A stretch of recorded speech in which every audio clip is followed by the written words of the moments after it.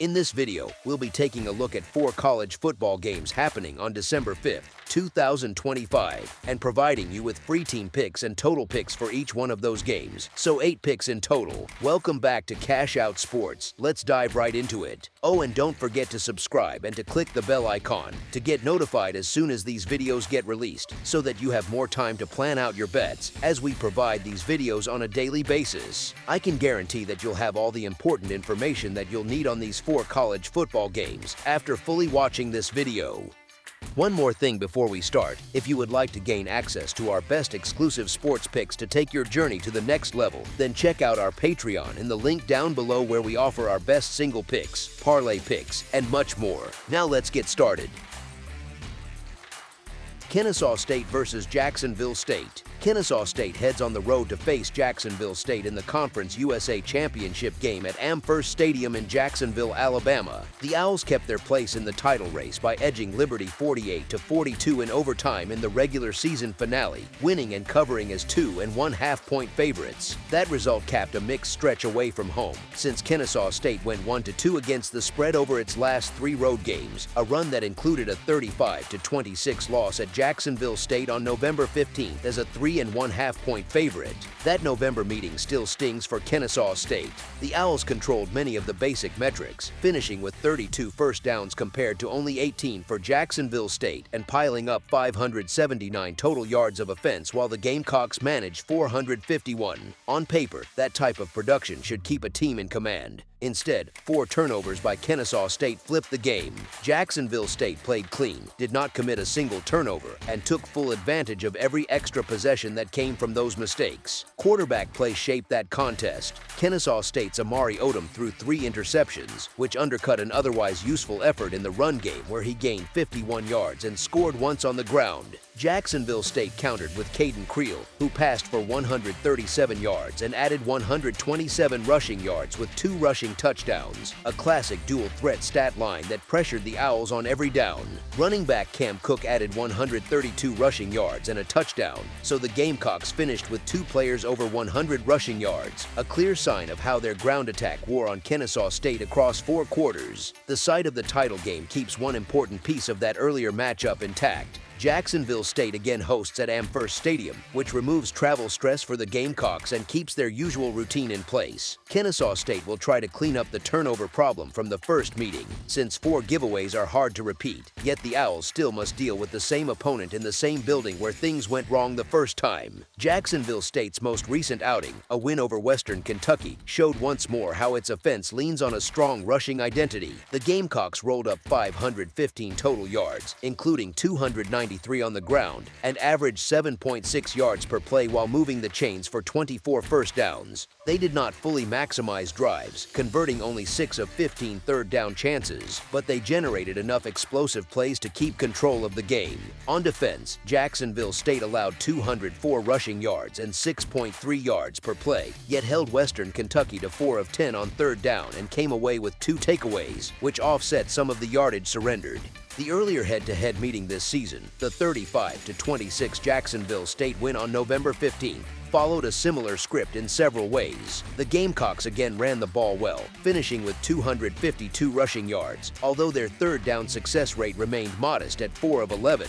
Penalties also hurt, as Jacksonville State drew 8 flags for 92 yards. On the other side, Kennesaw State's offense moved the ball with ease, stacking up 579 total yards and 32 first downs while going 7 of 15 on third down.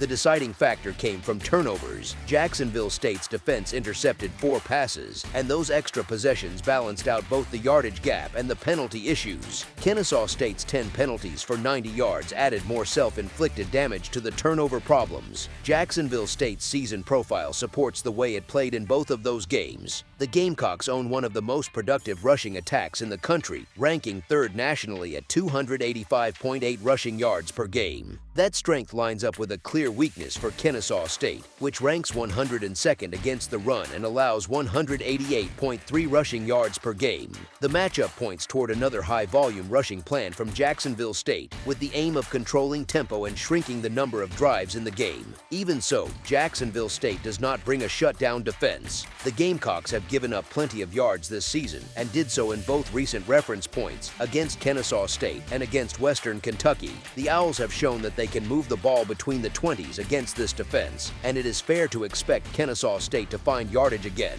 especially if it limits turnovers and penalties compared to the first meeting. The trade-off is that a fast and efficient Jacksonville State ground game can chew up clock, shorten the game, and reduce Kennesaw State's chances to answer on the scoreboard. Against the spread, Jacksonville State has delivered solid value in recent weeks. The Gamecocks have covered in 4 of their last 6 games overall. They have also covered in each of the last 3 meetings against Kennesaw State, including the regular season game this year when they won by 9 points as 3.5 point home favorites. When you combine that recent spread history with the rushing edge against a vulnerable Kennesaw State run defense and the advantage of playing at home in the same stadium as the regular season win, the case builds for Jacksonville State to again come out on top in this matchup and to perform well relative to the betting number. As our first pick for this matchup, the Jacksonville State Gamecocks to cover the spread as underdogs is our full game side pick. In the regular season matchup this year, they combined for 61 points. In last season's head-to-head meeting, they combined for 87 points. That history fits with the broader scoring profiles for both sides. Kennesaw State averages 31.7 points per game on offense and allows 27.4 points per game on defense. Jacksonville State averages 32.9 points per game and gives up 29.2 points per game. Both defenses sit in the lower half of national rankings. Kennesaw State is 113th in total defense and 72nd in scoring defense. Jacksonville State is 97th in total defense and 87th in scoring defense. Those numbers match what the box scores have already shown, that both teams can move the ball and score, yet both also yield chunk plays and give opponents chances in the red zone. When the same 2 teams met less than a month ago, the result was a 61-point game that fit that shared profile of productive offenses and leaky defenses. Trend-wise, the over has been the right side more often than not for both programs in recent weeks. The total has gone over in 5 of Kennesaw State's last 6 games. For Jacksonville State, the over has cashed in 6 of its last 8 games. When you narrow the sample a bit, the pattern stays strong, since the over has hit in 7 of Jacksonville State's last 10 games and in each of Kennesaw State's last 3 games. Those trends sit on top of the season-long scoring averages and the recent head-to-head results, all pointing in the same direction. Kennesaw State has been the steadier team across the season and could make a case to be favored on those grounds, even if the market does not reflect that fully. Recent meetings, however, show that Jacksonville State has handled this matchup well while still playing in high-scoring games. The combination of weak overall defensive rankings, strong offensive production on both sides, recent series history with 61 and 87-point totals, and a run-heavy Jacksonville State attack that can still generate explosive plays sets up another contest where points should come at a steady pace from both teams. As our second pick for this matchup, over the projected total is our full game total pick. Troy versus James Madison. The Sun Belt Championship comes on Friday night when the Troy Trojans meet the James Madison Dukes. Troy closed its regular season with a record of 8-4 and a conference mark of 6-2. The Trojans claimed first place in the Sun Belt West after a 28-18 win over Southern Mississippi in the final week of the season, a result that locked up the division. In that victory, quarterback Goose Crowder threw for 285 yards with 3 touchdown passes and 1 interception, and the passing game set the tone for Troy's offense from start to finish. James Madison arrives at this title game with an 11-1 overall record and an 8-0 conference record. The Dukes took the Sun Belt East and finished the season on a run of 10 straight wins, so their form is stable and strong. Their last regular season game was a 59-10 rout of Coastal Carolina, a one-sided result that underlined the gap between the Dukes and most of their league. In that contest, quarterback Alonzo Barnett III threw for 207 yards with 3 touchdown passes and 1 interception, and the offense never faced real pressure. The Dukes' only defeat came in early September on the road at Louisville, a 28-14 loss that stands as their lone setback. They enter this weekend ranked as the number 25 team in the country and still have a small, outside chance to reach the college football playoff.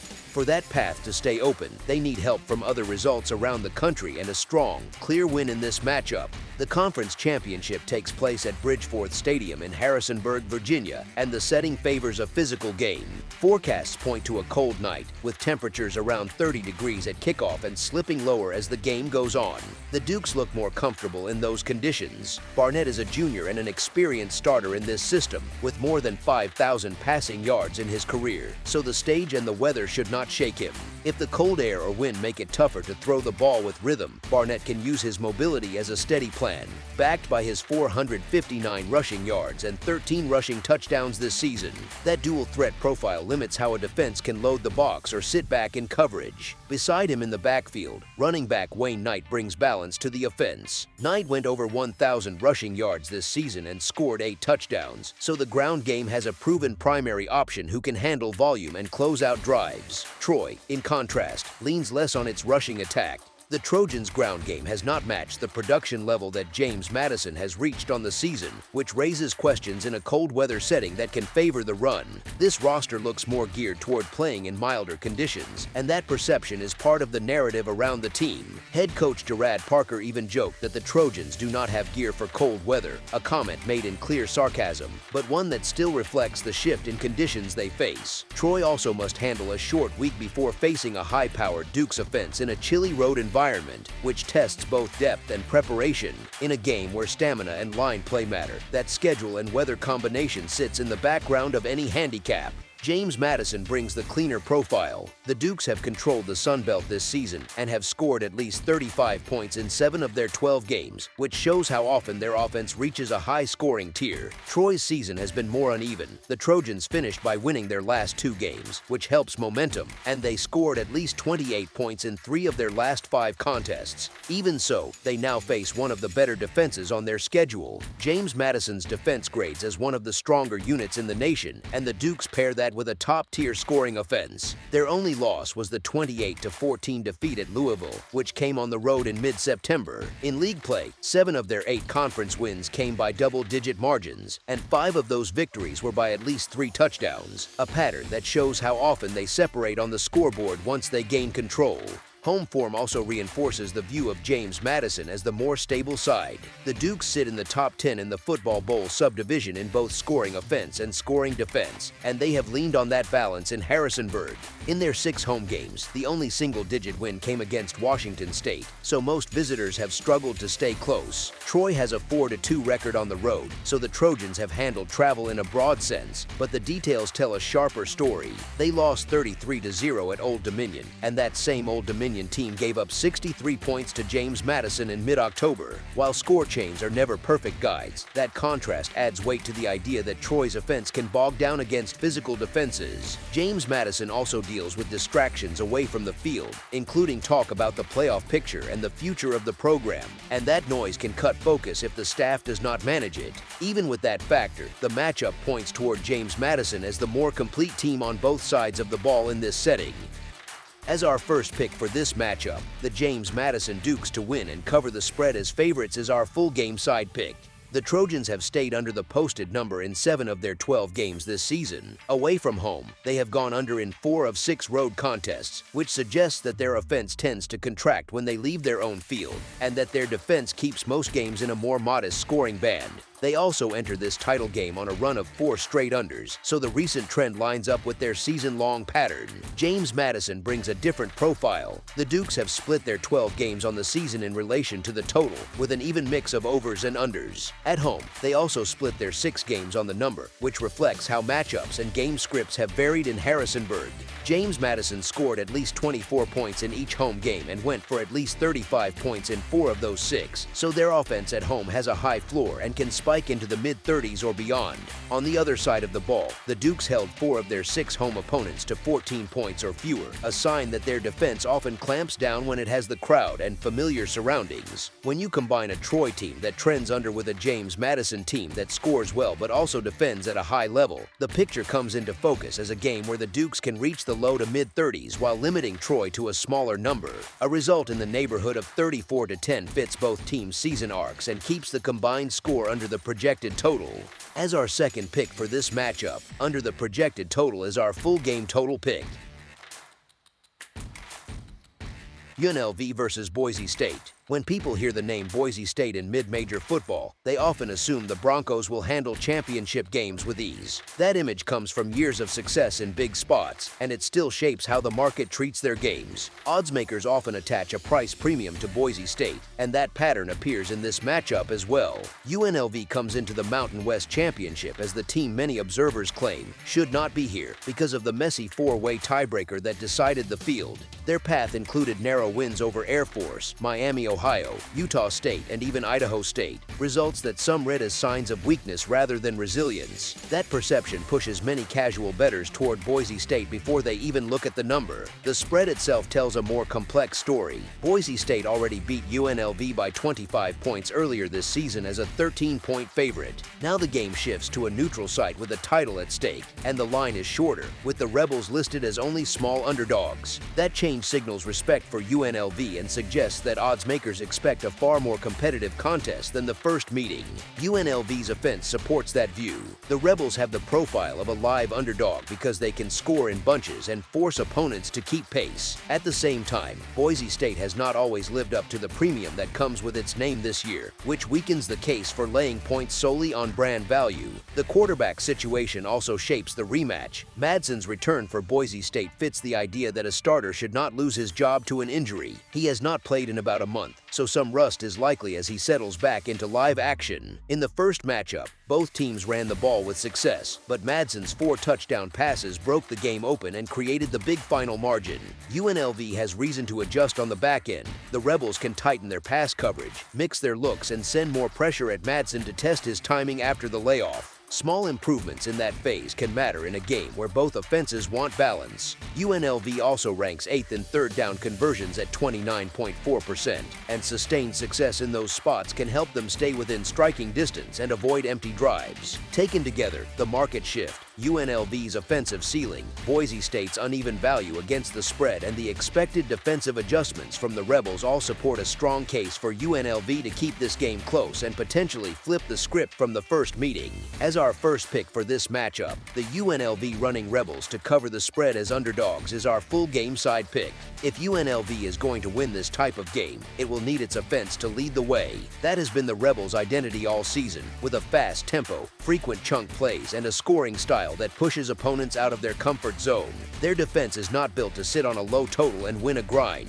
If the game slows down and turns into a field position battle, UNLV is at a disadvantage. The first meeting between these two teams showed that clear offensive tilt. Boise State and UNLV combined for 87 points in a high-scoring shootout, and both attacks found ways to stress the opposing defense. That result supports the idea that neither side is likely to control the game with defense for long stretches. Boise State brings enough offensive stability to assume a solid scoring floor. The Broncos have been consistent enough with the ball to project a total in at least the mid-20s. That output alone pushes the combined score a long way toward the posted total. UNLV, for its part, prefers games where both teams trade scores, and the race is to the mid-30s rather than the low 20s. In that style of game, 1 or 2 explosive drives from either side, whether through deep passes or long runs, can push the number past the total.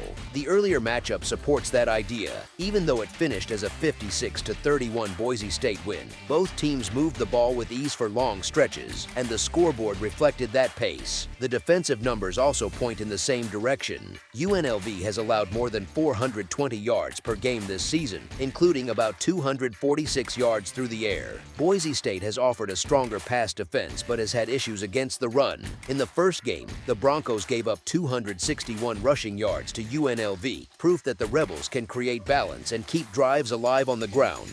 There is some reason to expect a small step back from the extreme scoring of the first meeting, and it is reasonable to think that neither team reaches 50 points this time. Even so, the structural weaknesses on both defenses remain. UNLV's issues against the pass and Boise State's struggles against the run create multiple paths to sustained offense for both sides. Personnel and form support that framework. Boise State has shifted to Cutforth at quarterback without a major drop in production, and the run game has raised its level, which puts more stress on a shaky UNLV defense. At the same time, the Rebels' offensive approach should allow them to answer and avoid long droughts, even against a defense that is stronger on the back end. Given the offensive identities, the yardage trends, the first meeting, and the current total, the setup points toward another game with steady scoring and a realistic chance to land in a high total range that surpasses the number. As our second pick for this matchup, over the projected total is our full game total pick. North Texas versus Tulane. The American Athletic Conference title game in New Orleans on Friday sets up as a major event for both the league and the playoff picture. North Texas and Tulane meet with each team ranked ahead of James Madison in the most recent college football playoff rankings, so the winner positions itself to claim the Group of 5 spot in the playoff field. Both teams enter with strong seasons and productive offenses, and the market reflects that with a very high total. Tulane will attract interest as a home underdog, yet the matchup details on both sides of the ball point in a clear direction once you break them down. Both head coaches already have Power 4 jobs lined up for after the season, which adds a layer of uncertainty to preparation and motivation. Setting that aside, Tulane has not always impressed in the biggest moments, even though the team has surpassed preseason expectations. Tulane should find some chances to move the ball, but the profile of its offense does not line up perfectly with the weakness of the North Texas defense. North Texas is stronger against the pass, while Tulane ranks only 86th in rushing success rate, and opponents that attack North Texas on the ground find more success there. On the other side of the ball, Tulane leans more on its offense than its defense. The Green Wave defense faces a difficult assignment against Drew Mestemaker and a North Texas offense that grades as elite in several key metrics. Mestemaker has thrown 29 touchdown passes with only 4 interceptions, and the Mean Green offense ranks in the top 5 nationally in success rate, expected points added per play, early downs expected points added, quality drives, and points per drive. North Texas can run the ball and throw the ball at a high level, and that balance poses problems for a Tulane defense that has struggled when facing strong offenses. Tulane's pass defense in particular has weaknesses. The Green Wave sit 97th in passing success rate allowed and 86th in third down success rate allowed. When Tulane faced Memphis, the defense allowed 368 passing yards, and that game fit a pattern that also showed up when Tulane stepped up against Ole Miss and UTSA. Against those better attacks, Tulane had trouble getting stops and often played from behind. If Mestemaker takes care of the ball and avoids big mistakes, North Texas has several ways to create scoring drives. Their passing game can stress a shaky secondary, and their run game can take advantage of light boxes once Tulane commits extra help to coverage. That type of pressure can force Tulane's offense into a chase mode where it must score often just to stay in reach, a game state the Green Wave have not handled well this season.